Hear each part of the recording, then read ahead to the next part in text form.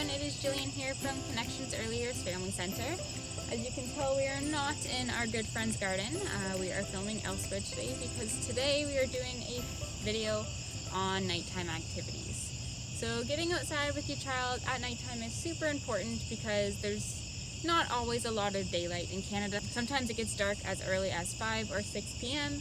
So if you only limit yourself to daytime hours, you really limit your outside time, and you also limit all the different wonderful sights and sounds of nature that you are exposed to.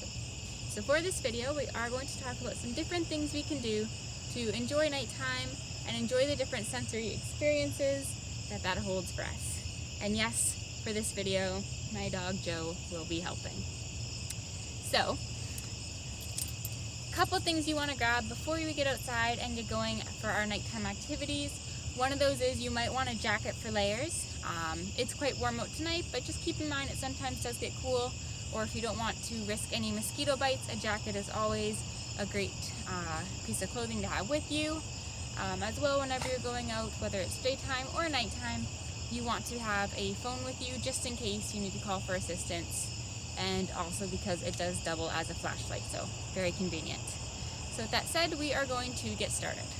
So for our first activity, you and your child are just going to go outside. It can be on your front porch, it can be anywhere, it can just be on the side of the street, on the sidewalk, wherever it is. You're just going to stop and listen for 5 to 10 seconds.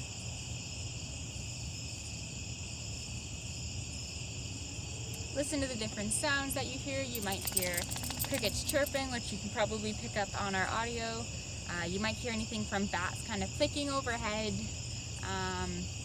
Could be a number of different things depending on where you're living. You might hear some cats meowing. Really could be anything. So you're going to listen to those different sounds. You're never going to hear those during the day. You're going to ask your child what did they see that's different.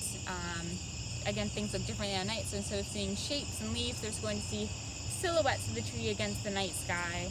You're going to see the moon, usually, not always, but usually, so they can look at the different stages of the moon. Maybe it's bright, maybe it's cloudy, maybe it's a really cool red moon, which we sometimes get. Maybe they even see some stars out. So whatever it is, you're going to ask them what they see, have it described to you, and really have them thinking about the differences between night and day. So that's a great warm-up activity with your child. Another great activity to do at night, my personal favorite. Nighttime is a good time to walk your dog. So if you take Joe for a walk, we can look. He is all ready to go. You can look for different animals that you might see. Taking the dog's always a good one, but there are other ones that you can do if you don't have a dog, that's okay.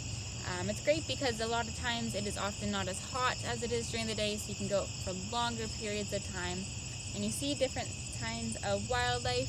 So again, you might see raccoons, you might see bats overhead. If you're lucky, you could maybe see or hear an owl. Wherever you are, you're probably going to see some very different sights. So be on the alert for that nice wildlife, and just keep your eyes open.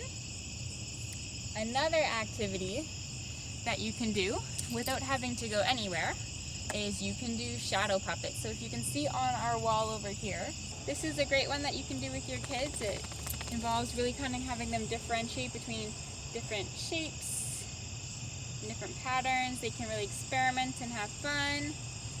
Whatever it is, it's a good one. So shadow puppets is a really fun one to experiment with. And again, you don't have to do this necessarily out on a walk. You can do this in your backyard with just a flashlight. Some other activities that you can do, and again there will be a list attached to the video, is you can tell stories at night. Telling stories is a great way to really kind of get that atmospheric setting and have your child engaged in a different way that they're not always engaged in when you just read them a story during the day or during broad daylight. Depending on your child's age and interest, maybe it's a ghost story, or maybe it's just like a fun story about something to do with space or the stars or anything. But it's great to do it at night when there's all that atmosphere and different sensory experiences going on, as well as maybe setting up a fort like we've talked about in our other videos, or like a tent in your backyard. So it is a great way to add some extra ambience. So if you look right now, you can see the moon up above, and it is kind of cloudy tonight, so it's very limited what you can see. But often it is a great time to go outside and look at the stars, so you can maybe watch different shooting stars. We've had a couple of those during this month already. You might be able to look at constellations, recognizing patterns if your child's interested in space. This is extra great. You can maybe even have a telescope depending on what their interest is and how far you want to engage that in this particular way. But it's a great time to really explore space and stars and things that we don't always think about during the day. So you can even see some of these things such as stars, or listen to different sights and sounds, and even the scent and feel of wet grass, because it sometimes gets covered with dew at night. You can hear all of these whether you go outside and tell stories in your backyard, or go to a drive-in movie theater and watch the stars overneath or over top of the film screen, or whether you're just out walking with your dog. All of these things are great things that you can really get engaged with and use to engage your child's senses. So thank you again for watching. I hope you enjoyed some of these ideas. Again, there will be a link posted below the video with a full list of different activities and different ways to get outside at night. Some of them, like a campfire, we obviously didn't do on this video because they are not legal within city limits, but other ones you might be finding pretty interesting, so give them a look. If you have any stories or tips that you want to share with us, please give us an email, put a comment on Facebook, Instagram, whichever platform you prefer. And thank you again for watching, and thank you for connecting with us. Okay. Bye, Joe.